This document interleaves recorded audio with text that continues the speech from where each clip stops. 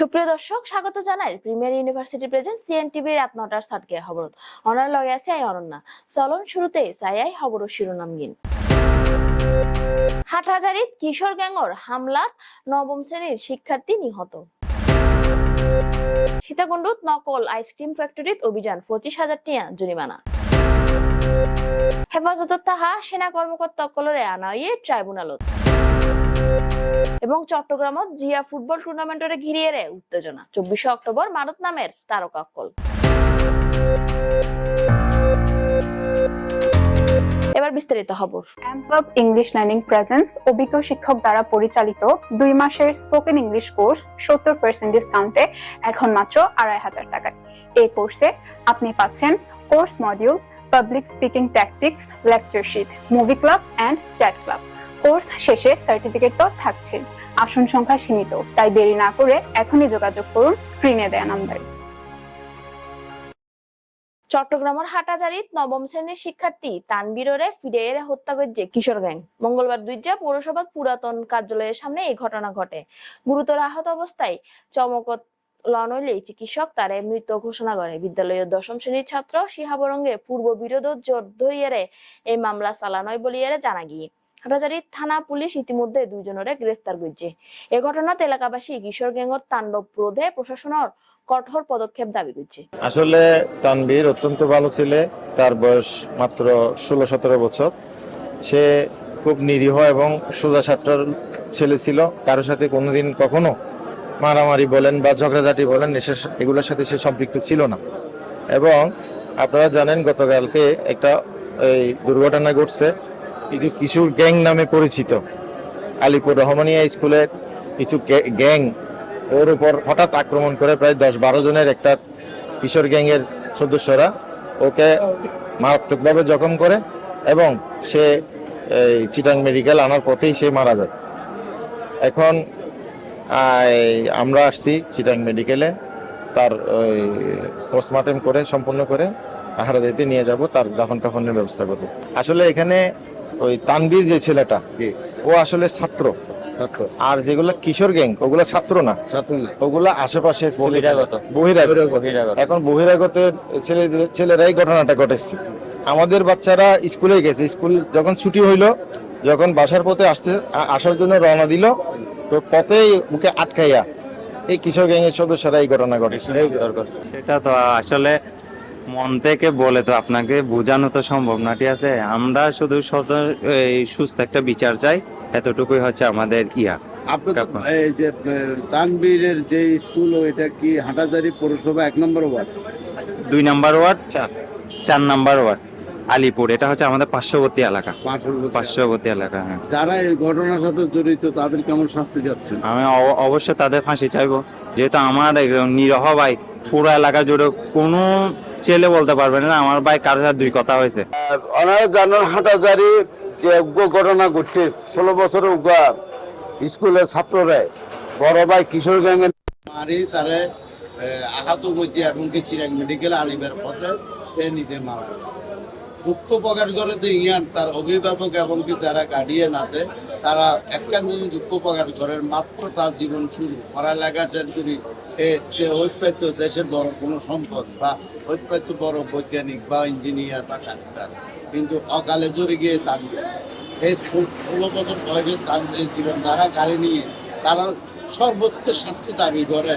এবং কি যে আর ডাইন পাশে যারা আছে গার্ডিয়ান অভিভাবক, তার তানবীরের ভাই এবং কি আত্মীয় স্বজন, তারা কিছুটা মানি না পারে যে তানবীরের মতো শান্ত স্বভাবের উপর পরে এইভাবে হত্যা করিব কোনোদিন কল্পনা না করে। তবে আরো তো দৃষ্টি দাগন করিব, কিশোর গ্যাং শব্দ হইবা আর এই দেশের তো তুলি পালন করিব। আন আছে কান আছে, যেটা কিশোর গ্যাং গরিবেলায় যা, কিশোর গ্যাং লই চলাফিরা গরিবেলায় যা, বা কিশোর গ্যাংয়ের নির্দেশে বিভিন্ন চিন্তায় চুরি কোন রাহাজারিতে আছে, আরো প্রতিহত করে এবং সাথে সাথে কিশোর গ্যাং শব্দ হইবা চিরতরে বাংলাদেশের মুছে ফেলে। কারণ কিশোর গ্যাং বলতে দিন কিছু না থাকে, যে কিশোর গ্যাংয়ের কারণে আজ তানবীর না ফেরার দেশে চলে গিয়ে দুঃখ প্রকাশ করেন। আরো সিএনটিভি থেকে আরো তার জানায় ভবিষ্যতে এই ধরনের তানবীরের মতো আর কোনো মায়ের বুক যেন খালি না হয়, শাহরিয়ার সুমন, CNTV, চট্টগ্রাম। চট্টগ্রামের সীতাকুণ্ডত অস্বাস্থ্যকর পরিবেশত নকল আইসক্রিম উৎপাদনের অভিযোগে পরিচালিত এই ভ্রাম্যমাণ আদালতের অভিযান মঙ্গলবার উপজেলা প্রশাসন ও বিএসটিআই চট্টগ্রাম বিভাগের যৌথ অভিযানত ঘাটঘর ও কুমিরা এলাকার এক বেনামি কারখানারে 25,000 টাকা জরিমানা করা হয়। অভিযানত নেতৃত্ব দিয়ে এক্সিকিউটিভ ম্যাজিস্ট্রেট ও সহকারী কমিশনার আব্দুল্লাহ আল মামুন। প্রতিষ্ঠানিবেদ বিএসটিআই এর মান সনদ ছাড়াই নোংরা পরিবেশত আইসক্রিম তৈরি এবং সংরক্ষণের প্রমাণ মিলে। এ সময় 100 কার্টুন আইসক্রিম ও 200 প্যাকেট আইস ললি জব্দ করিয়ে ধ্বংস করা হয়। বিএসটিআই কর্মকর্তাকে জানান, খাদ্য নিরাপত্তা নিশ্চিতে এন অভিযান নিয়মিতভাবে চলবে। টিআই চট্টগ্রাম এবং উপজেলা প্রশাসন সীতাকুণ্ড সমন্বয়ে এই সীতাকুণ্ডের কুমিরা এলাকায় একটা ভ্রাম্যমাণ আদালতের অভিযান পরিচালিত হয়। এই অভিযানে গোপন তথ্যের ভিত্তিতে আমরা একটা দীর্ঘদিন ধরে অবৈধভাবে ব্যবসা পরিচালনা করে আসা একটা আইসক্রিম ফ্যাক্টরিতে অভিযানটা চালাই।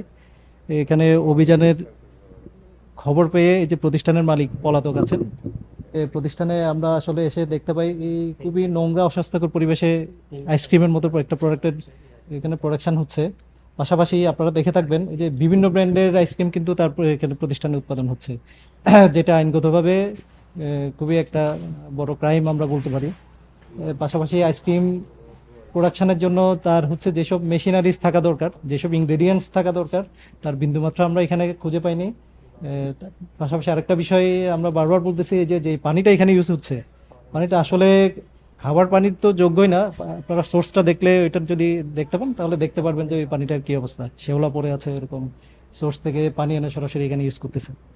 এই ফ্যাক্টরির অবস্থা হচ্ছে এরকম একটা ফ্যাক্টরিতে যে দীর্ঘদিন ধরে ব্যবসা পরিচালনা করে আসছে, এটা আসলে খুবই দুঃখজনক একটা বিষয় বলা যায়। মানবতা বিরোধী অপরাধের মামলাত আন্তর্জাতিক অপরাধ ট্রাইব্যুনালত সেনা কর্মকর্তাসকলের আনা হয়ে বুধবার বেন্যা 7টার পরপরই রাজধানীর পুরাতন হাইকোর্ট প্রাঙ্গণত অবস্থিত ট্রাইব্যুনালত সেনা কর্মকর্তাসকলের আনা হয়।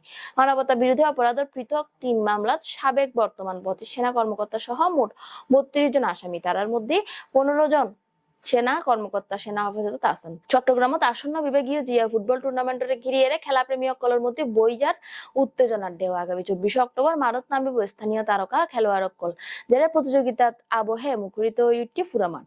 বাংলাদেশ জাতীয়তাবাদী দলের আন্তর্জাতিক বিষয়ক উপকমিটির সদস্য ইসরাফিল খসরু হইয়ে খেলাধুলার মাধ্যমে ঐক্য এবং ভ্রাতৃত্ব আনন্দ ছড়াই দিতে এই টুর্নামেন্টত গুরুত্বপূর্ণ ভূমিকা রাখিব। তিনি আরো জানান, তরুণ সকলের ইতিবাচক কর্মকাণ্ড সম্পৃক্ত করতে এ ধরনের আয়োজন ভবিষ্যতে অব্যাহত থাকিব। দেখেন, এই টুর্নামেন্টগুলোর মূল আমাদের লক্ষ্য হচ্ছে মানুষকে খেলার মাঠে ফিরিয়ে নিয়ে আসা এবং আবার পুরো বাংলাদেশের ক্রীড়াঙ্গন যে গত 15 বছরে ক্রীড়াঙ্গন যে দলীয়করণ হয়েছে, আমরা চাচ্ছি না ক্রীড়াঙ্গন থাকবে রাজনীতির ঊর্ধ্বে এবং খেলোয়াড়রা যেন উঠে আসে এবং নতুন খেলোয়াড় আমাদের তরুণ প্রজন্মের খেলাধুলায় উদ্বুদ্ধ হয়। এই কারণে কিন্তু এই টুর্নামেন্টগুলো করা হচ্ছে। বিভিন্ন জেলায় বিভাগে হচ্ছে, চট্টগ্রামে হতে হচ্ছে সেভাবে কিন্তু। কাজে এই ধরনের আরো ইভেন্ট আপনারা দেখবেন ভবিষ্যতে ইনশাআল্লাহ। এটা ফুটবল আছে, ক্রিকেট দেখবেন, আরো অন্যান্য স্পোর্টসগুলো দেখবেন। আমাদের মূল লক্ষ্যটা হচ্ছে এই ধরনের ইভেন্টগুলোকে আমরা অর্গানাইজ করে মানুষকে মাঠে নিয়ে আসা। এবং আপনারা জানেন টুর্নামেন্টটা কিন্তু 2024 অক্টোবর হতে যাচ্ছে এবং সবার জন্য উন্মুক্ত। সবার জন্য উন্মুক্ততার মূল কারণটা হলো যেন মানুষ যেন দর্শক জন্য মাঠে আসে, এখানে কোনো বাধা বিপত্তি না থাকে, ওই টিকিটের কোনো সমস্যা নাই, সবাই এসে যে কেউ পরিবার নিয়ে এই খেলাগুলো উপভোগ করতে পারবে এই শুক্রবার 24 অক্টোবরে। কাজে আমি সবাইকে বলবো এবং আমার নিজের পক্ষ থেকে আমন্ত্রণ জানাচ্ছি সকলকে, আপনারা দলে দলে আসুন, আমাদের টুর্নামেন্টটা এখানে এসে আপনারা দর্শক হিসেবে আসুন, আপনারা খেলাধুলা এনজয় করেন। ভবিষ্যতে ইনশাল্লাহ আমরা এরকম আরো উদ্যোগ নিব। টোটাল কয়টা দল পার্টিসিপেট করবে? টোটাল 4টা দল, 3টা খেলা হবে। 2টো খেলা সকালে খেলা হয়ে যাবে, 2টো সেমিফাইনাল, ফাইনাল খেলা দুপুরে, যেটার সাথে অনুষ্ঠানটা ওটার সাথে সম্পৃক্ত আর কি। কারা অংশগ্রহণ করছে এখানে? জাতীয় দলের সাবেক খেলোয়াড় আছেন, বর্তমান খেলোয়াড় মামুনরা আছে, ওরা খেলবে। যারা মামুন কিন্তু এখন ফুটবল খেলছে, কাজেই আরো অনেকে আছেন যারা খেলবেন এখানে। বেসিক্যালি বাংলাদেশের স্পোর্টসের মান উন্নয়নে আপনারা জানেন বিএনপির জনাব অ্যাক্টিং চেয়ারম্যান তারেক রহমান পুরো স্পোর্টস নিয়ে একটা পলিসি অ্যাপ্লাই করেছেন, যেটা বাংলাদেশের সমগ্র স্পোর্টস, যেমন not only football, cricket, hockey, athletics, swimming, সব ইভেন্টের গুণগত মান পরিবর্তন এবং উন্নয়নে কাজ করে যাচ্ছেন, পলিসি মেকিং করছেন। সাথে সাথে আপনারা এই যে বিভাগীয় টুর্নামেন্ট আয়োজন করা হয়েছে, যাতে চট্টগ্রামের ক্রীড়াঙ্গন আবার সমৃদ্ধে আগের জায়গায় পৌঁছাতে পারে, সবাই বিএনপি পরিবার এবং ক্রীড়া পরিবার সবাই ঐক্যবদ্ধভাবে বাংলাদেশের স্পোর্টস এবং চট্টগ্রামের স্পোর্টস ডেভেলপে কাজ করে যেতে পারে। আসলে এই আয়োজনটা হচ্ছিল আপনার বাংলাদেশের 80-90 দশকের যারা খেলছে, যারা সাব্বির ভাই নাম শুনছেন, আমিনুল ভাই এবং আমাদের যারা রানিং কিছু প্লেয়ার এখন বর্তমানে হয়েছে, সবাই মিলে এখানে খেলবে এবং চিটাঙ্গে অনেক বড় বড় প্লেয়াররা যারা খেলছে, চিটাঙ্গের মানুষ যাদের চিনে পরিচিত তারা খেলবে। খেলার রিজনটা হচ্ছিল ফুটবলটাকে কিভাবে এখন যে জুয়ার হামজার জুয়ার চলতেছে, এটাকে কিভাবে কাজে লাগানো যায় এবং এটাকে ভিত্তি করে আপনাকে ফুটবলকে কিভাবে উপরের দিকে নেওয়া যায়, এবং বেসিক হচ্ছিল আপনার আমাদের যে গ্রাসরুট লেভেলটা, যেটা জুনিয়র লেভেলটা, ওইটা কিভাবে স্ট্রং করা যায়। এখানে একটা ফুটবল ইমেজ তৈরি করা, এটা আপনাদের মাধ্যমে সারা চিটাগাং শহরের মানুষ জানবে। এই ফুটবলের ইমেজটা তৈরি করতে আপনাদের যে সময়টা লাগে, ইমেজটা তৈরি করলেই কিন্তু মানুষ ফুটবলের প্রতি আরো বেশি আকর্ষণ হবে, বাচ্চারা আরো আসবে।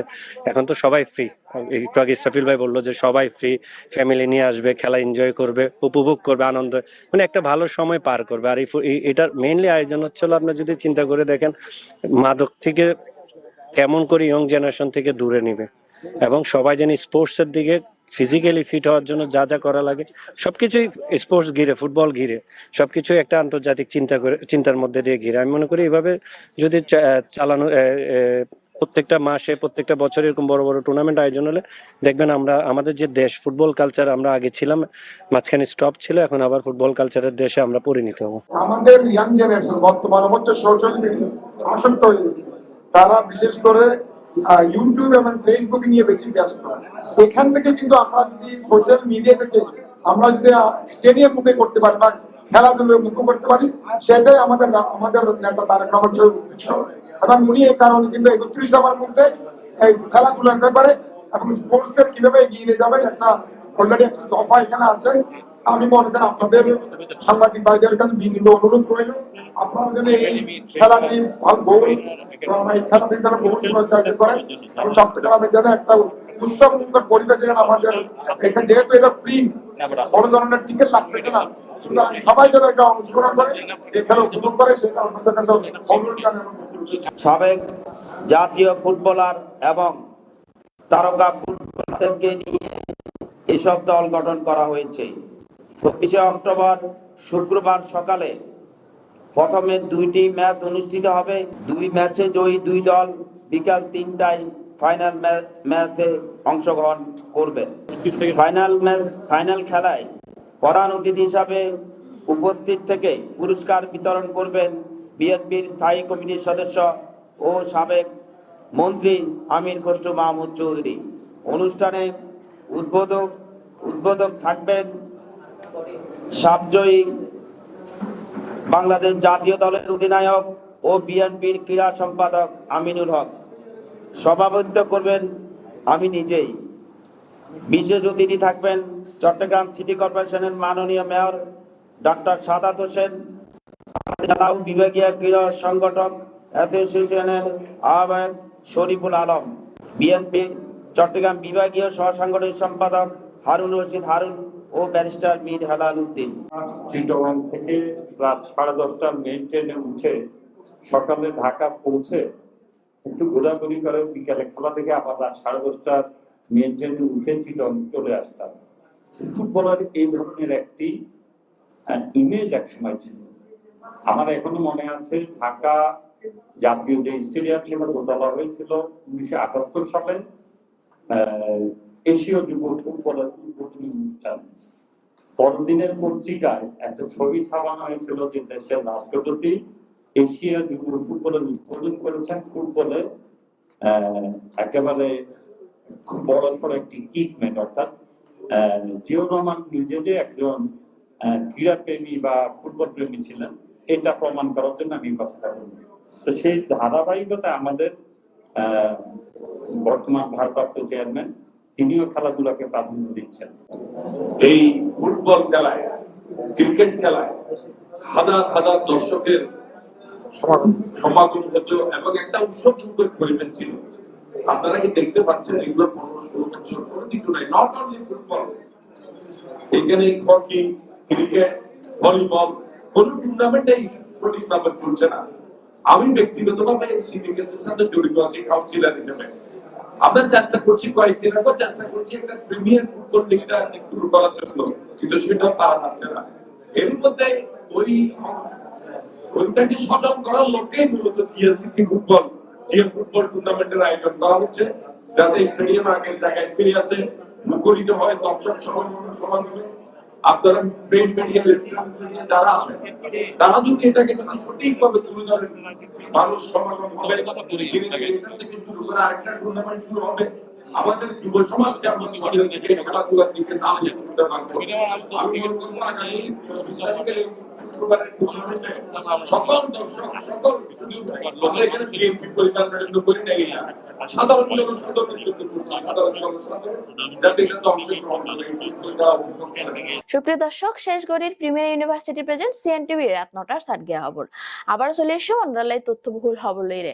ততক্ষণ পর্যন্ত সিএনটিভি সিটিজির লগে থাকুন। সিএনটিভির ফেসবুক পেজ সিএনটিভি সিটিজি এবং সিএনটিভির ইউটিউব চ্যানেল সিএনটিভি নিউজ সাত গিয়া খবর অবশ্যই সাবস্ক্রাইব করুন। ধন্যবাদ।